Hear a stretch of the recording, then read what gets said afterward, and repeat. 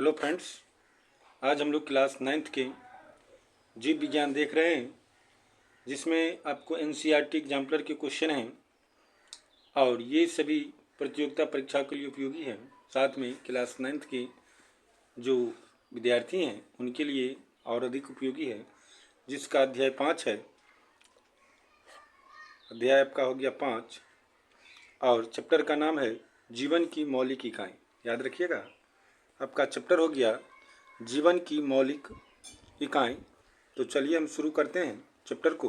क्या कहता है क्वेश्चन नंबर पहला से। क्वेश्चन आपका पहला कहता है, आपको हम बता दें क्वेश्चन करने से पहले, क्वेश्चन जो देख रहे हैं हम लोग वो एनसीईआरटी एग्जाम्पलर का है, ठीक है। और प्रत्येक क्वेश्चन का डिटेल देखेंगे। यहाँ से बीपीएससी टीआरई में भी कितना क्वेश्चन पूछा गया है, साथ ही टीआरई 4 के लिए भी यह अत्यंत उपयोगी है। तो चलिए वीडियो में बने रहें। तो पहला क्वेश्चन कहता है, निम्नलिखित में किसे क्रिस्टल रूप में बनाया जा सकता है। ध्यान दीजिएगा, कहता है निम्नलिखित में किसे क्रिस्टल रूप में बनाया जा सकता है। तो पहला ऑप्शन आपका है ए नंबर जीवाणु, B number amoeba, C number विषाणु और डी नंबर शुक्राणु। तो याद रखिएगा, क्रिस्टल रूप की जो बात करें तो क्रिस्टल रूप में हम विषाणु को बनाएंगे, तो इसका ऑप्शन नंबर हो जाएगा सी नंबर आंसर, ठीक है। दूसरा क्वेश्चन कहता है, कोशिका फूल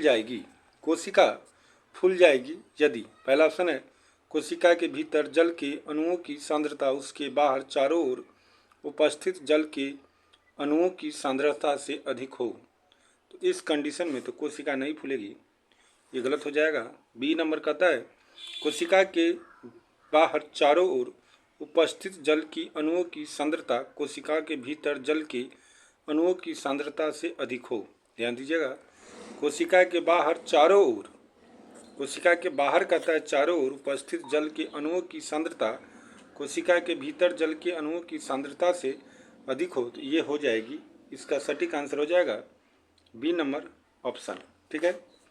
इसके बाद तीसरा कहता है गुणसूत्र बने होते हैं। गुणसूत्र जो होते हैं वो डीएनए एवं प्रोटीन से बने होते हैं।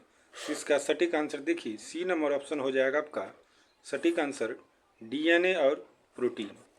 इसके बाद 4 नंबर क्वेश्चन कहता है, इनमें से कौन सा कार्य राइबोसोम का नहीं है। तो सबसे पहले राइबोसोम के बारे में देखिए।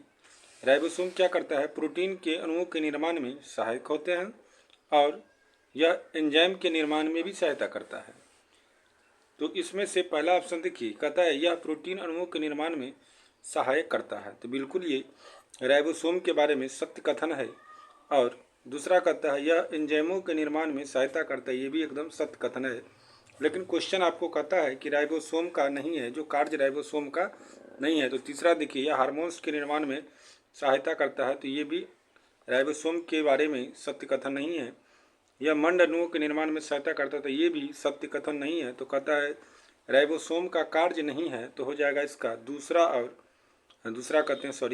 और चौथा आंसर हो जाएगा ऑप्शन नंबर सी, इसका करेक्ट आंसर होगा।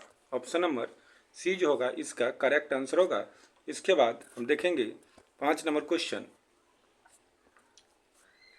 5 नंबर क्वेश्चन कहता है, इनमें से किसका संबंध अंतःद्रव्यीय जालिका से नहीं है। अंतःद्रव्यीय जालिका से नहीं है। तो ए नंबर ऑप्शन कहता है यह केंद्रक एवं कोशिका द्रव के बीच प्रोटीन के लिए अभिगमन चैनल की तरह कार्य करता है। ये तो बिल्कुल सही है। बी कहता है यह कोशिका द्रव के विभिन्न क्षेत्रों के बीच पदार्थ को पहुंचाता है। ये भी बिल्कुल सही है। सी कहता है यह ऊर्जा उत्पादन का स्थल हो सकता है। यह ऊर्जा उत्पादन का स्थल हो सकता है, ये बिल्कुल गलत है। तो इसका आंसर हो जाएगा सी नंबर ऑप्शन। और डी कहता है यह कोशिका की कुछ जैविक रसायन क्रियाओं का स्थल हो सकता है, ये भी बिल्कुल सही है। इसके बाद हम देखेंगे 6 नंबर क्वेश्चन। 6 नंबर क्वेश्चन कहता है कि परासरण की कुछ परिभाषा नीचे दी गई है, जिन्हें सावधानी से पढ़िए और सही परिभाषा सुनिए। किसके बारे में कहता है, परासरण के बारे में।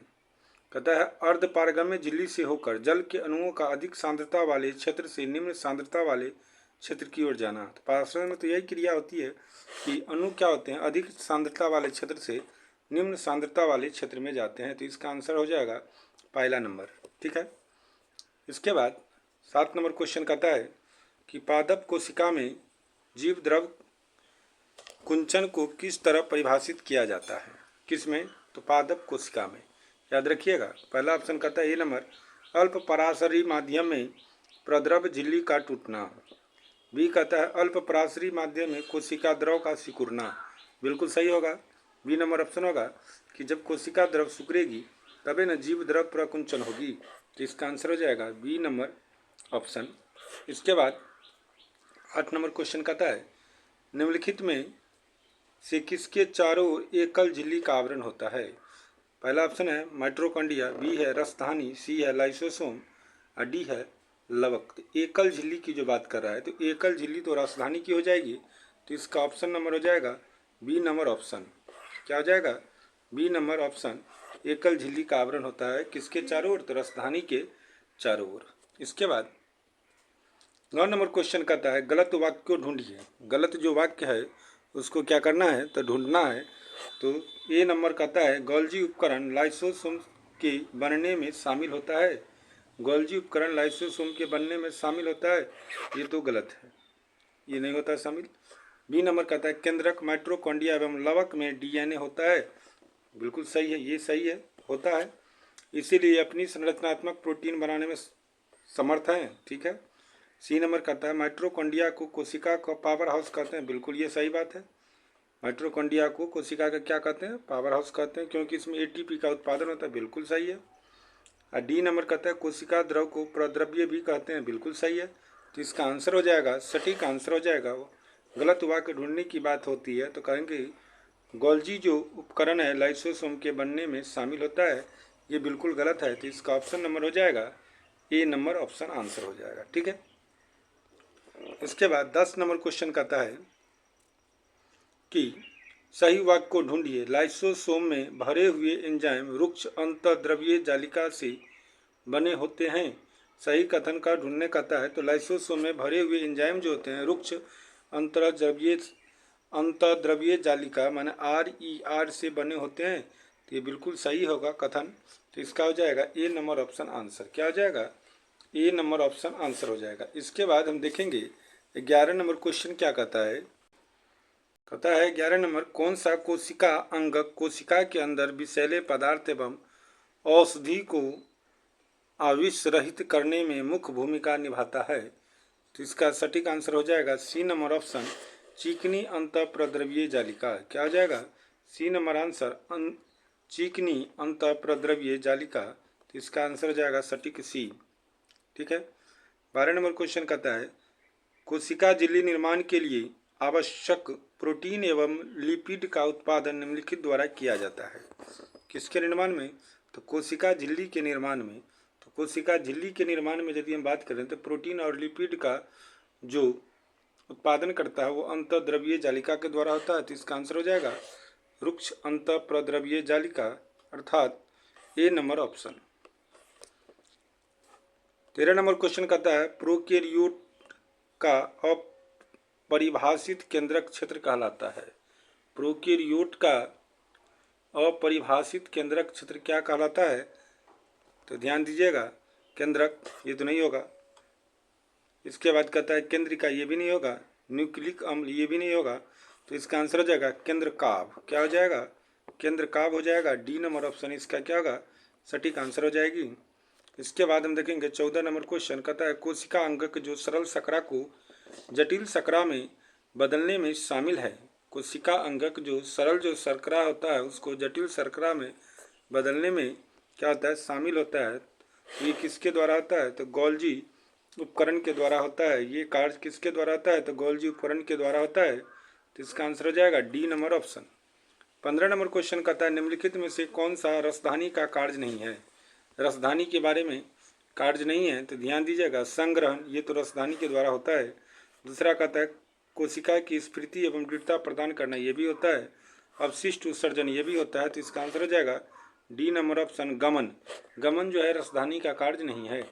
इसके बाद इसका आंसर हम क्या बताएं? डी नंबर हो जाएगा। इसके बाद हो जाएगा 16 नंबर क्वेश्चन कहता है अमीबा जिस प्रक्रिया के द्वारा भोजन प्राप्त करता है वह कहलाती है। तो अमीबा अंतःकोशिकता के द्वारा भोजन प्राप्त करता है, तो इसका आंसर हो जाएगा बी नंबर ऑप्शन। क्या हो जाएगा? बी नंबर ऑप्शन इसका आंसर हो जाएगा। 17 नंबर क्वेश्चन कहता है कि निम्न में से किसकी कोशिका भित्ति सेलुलोज से नहीं बनी है? किसकी कोशिका भित्ति? तो ध्यान दीजिएगा, जीवाणु जो है उसकी कोशिका भित्ति किसकी बनी नहीं है? सेलुलोज की बनी नहीं है, तो इसका आंसर हो जाएगा ए नंबर ऑप्शन। इसके बाद हम देखेंगे 18 नंबर क्वेश्चन क्या कहता है। 18 नंबर क्वेश्चन कहता है सिल्वर नाइट्रेट का घोल किसी एक के अध्ययन में इस्तेमाल होता है? पहला ऑप्शन है अंतःद्रव्य जालिका, बी है गोल्जी उपकरण, सी है केंद्रक और डी है माइट्रोकॉन्ड्रिया। तो इसका सटीक आंसर हो जाएगा गोल्जी उपकरण। गोल्जी उपकरण में सिल्वर नाइट्रेट का क्या होता है? गोल्जी उपकरण के अध्ययन में सिल्वर नाइट्रेट का घोल का इस्तेमाल किया जाता है, तो इसका आंसर हो जाएगा बी नंबर ऑप्शन। इसके बाद आपको कहता है 19 नंबर, केंद्रक के अलावा वह अंगक जिसमें डीएनए होता है।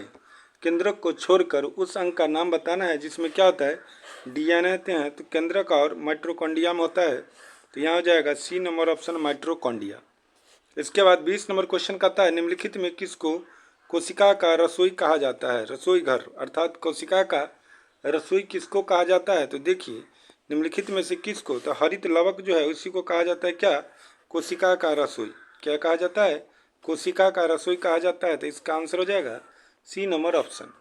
21 नंबर क्वेश्चन कहता है कोशिका में लिपिड अणुओं को निम्न के द्वारा संश्लेषित किया जाता है। लिपिड अणुओं को चिकनी अंतःद्रव्य जालिका द्वारा क्या किया जाता है? तो संश्लेषित किया जाता है, तो इसका आंसर हो जाएगा ए नंबर ऑप्शन।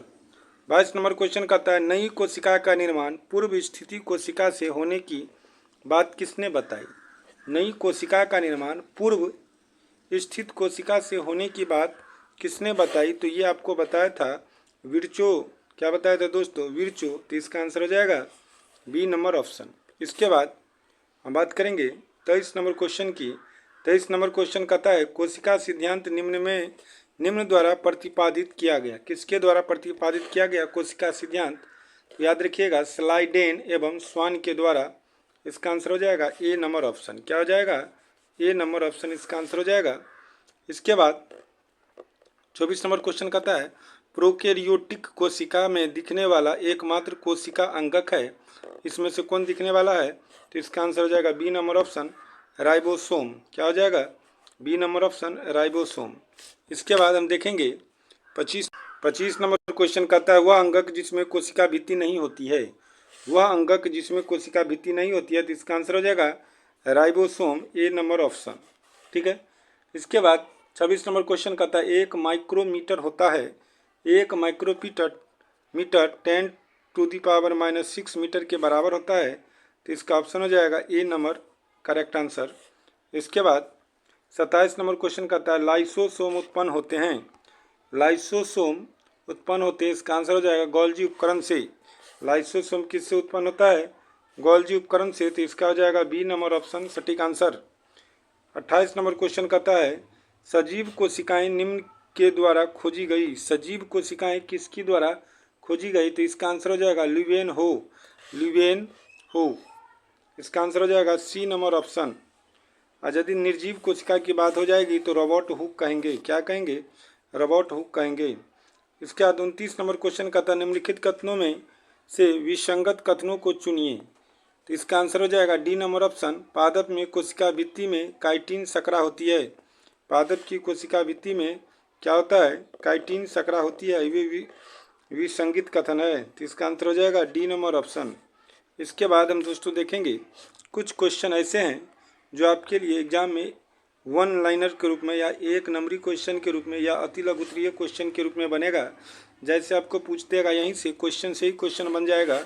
कहता है लाइसोसोम कोशिका को स्वघाती थैली या सुसाइड बैंक क्यों कहा जाता है? तो यहाँ से क्वेश्चन बन जाएगा कि सुसाइड बैंक निम्न में से कौन है? तो आपको याद रखना होगा लाइसोसोम। क्या हो जाएगा?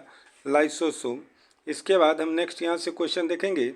कहता है बिना झिल्ली वाली किसी कोशिका अंगक का नाम बताइए। तो बिना झिल्ली वाली कोशिका अंगक का नाम हो जाएगा राइबोसोम। क्या हो जाएगा?